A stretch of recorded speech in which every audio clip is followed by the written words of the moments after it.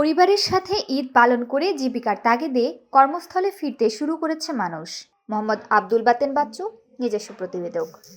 পরিবারের সাথে ঈদের আনন্দ ভাগাভাগি করে নিতে ঘরমুখী মানুষগুলো ঈদ পালন করে জীবিকার তাগিদে কর্মস্থলে ফিরতে শুরু করেছে।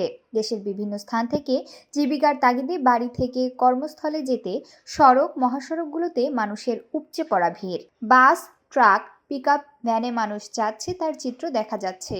বিভিন্ন বাস স্ট্যান্ডগুলোতে অনেক লোক হেঁটেও যাচ্ছে। একটাই চিন্তা, আগামীকাল খোলা হচ্ছে কারখানা, সঠিক সময় যেতে হবে কর্মস্থলে।